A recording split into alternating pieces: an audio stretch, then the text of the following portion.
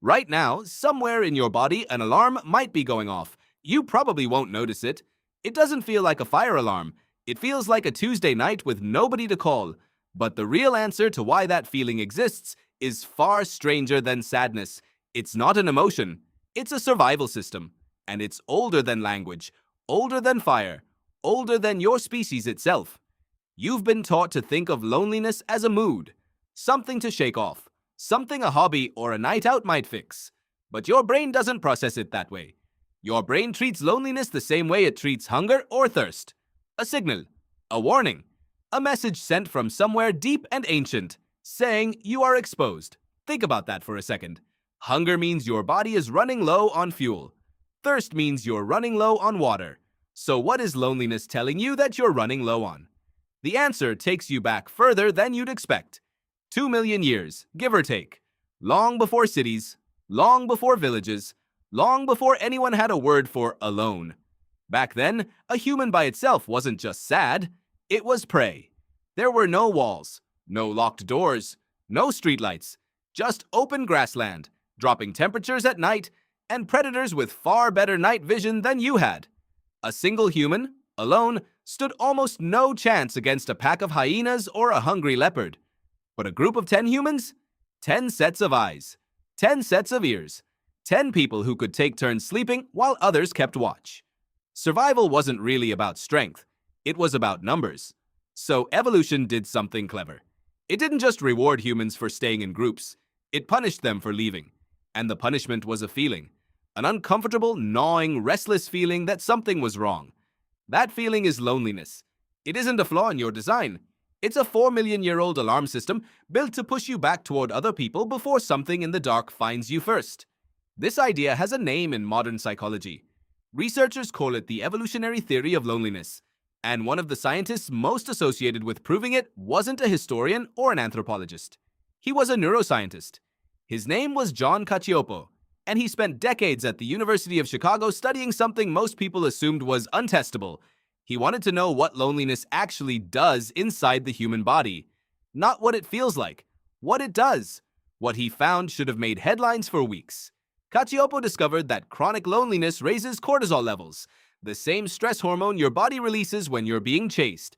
It disrupts sleep, fragmenting it the way it would for someone sleeping in unsafe territory, half alert all night. It even changes gene expression tied to inflammation, as if your immune system is bracing for an attack it can sense but never sees. Your body, in other words, treats loneliness like danger. Real, physical danger. And here's where it gets even stranger. Cacioppo's research, later expanded by Brigham Young University psychologist Julianne Holt-Lunstad, found that chronic loneliness is associated with a mortality risk comparable to smoking 15 cigarettes a day, not lung cancer, not a car accident, loneliness itself. Read that again. Being alone for long enough can be as dangerous to your body as a pack-a-day habit most doctors would beg you to quit. Why would isolation carry that kind of weight? Because for nearly all of human history, isolation usually meant death was already on its way. Your body never got the memo that things changed. It still runs the same ancient code. When you feel cut off, your nervous system assumes the worst-case scenario your ancestors actually lived through. But evolution didn't stop at adults. It built the system into infancy, too, in a way scientists didn't fully understand until a controversial set of experiments in the 1950s. A psychologist named Harry Harlow wanted to know what infant primates needed most. At the time, many believed babies only cried for milk, for food, for physical needs. Harlow gave infant monkeys a choice between two artificial mothers. One was made of bare wire but offered food. The other was made of soft cloth but offered nothing to eat.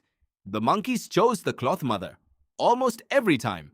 They would cling to soft, warm comfort even while hungry, only leaving briefly to feed from the wire mother before rushing back to the comfort of the cloth one. Harlow's experiments, although ethically troubling by today's standards, revealed something profound. Connection wasn't a bonus to survival. For an infant, it was almost as essential as food itself. You were born already wired to need someone close, not eventually, immediately. So what happens when that wiring activates and nobody answers? This is where loneliness stops looking like an old evolutionary leftover and starts looking like a modern crisis. Because your ancestors lived in groups of 50, 80, maybe 150 people, max. Everyone they ever met, they actually knew. Today, you might scroll past more human faces before breakfast than your ancestors saw in an entire lifetime and still feel like nobody truly knows you. That's the trap. Your alarm system was built for a world where being alone meant there was no one nearby at all. It was never built for a world where you can be surrounded constantly and still feel that ancient gnawing signal anyway, because none of those connections feel real enough to count. Your brain doesn't measure how many people are in the room. It measures how safe it feels with them. This is part of why loneliness has been climbing for decades in countries that, on paper, have never been more connected. Harvard's long-running study of adult development, led for years by psychiatrist Robert Waldinger, tracked hundreds of people across their entire lives, some for over 80 years. Waldinger's team kept circling back to the same conclusion, decade after decade, generation after generation. It wasn't wealth that predicted happiness and health in old age. It wasn't fame. It wasn't even career success. It was the quality of close relationships. People with warm, dependable connections in their 50s were healthier physically in their 80s than people who had none, even when those lonelier individuals had more money or better resumes. The body, it turns out, keeps score on connection the way it keeps score on everything else that once meant survival. So here's the twist that makes this whole story strange rather than simply sad. Loneliness isn't a sign that something is broken in you. It's a sign that something ancient in you is working exactly as designed. The discomfort isn't a malfunction, it's a message. The same kind of message hunger sends about food or thirst sends about water. The problem isn't the alarm. The problem is that the world changed faster than the alarm did. Your ancestors heard that signal and walked back toward the fire, back toward the group, back toward people who would keep watch while they slept. You hear that same signal in a brightly lit apartment with 300 online friends and don't always know where to walk. So what do you do with an alarm built for a world that no longer exists? You can't out-app your way past it. You can't out-scroll it. Cacioppo's later research actually found that passive social media use, scrolling without real interaction, barely registers to the part of your brain that's keeping the count. What lowers the alarm isn't proximity to people, it's felt connection, eye contact, a shared meal, a voice that knows your name and means it. Which brings the story back to where it started. That quiet Tuesday night feeling, the one that seems like nothing more than a mood. It isn't nothing. It's the oldest part of you, still standing watch, still scanning the dark for movement, still trying to get you back to the fire. Maybe the question was never why you feel lonely at all.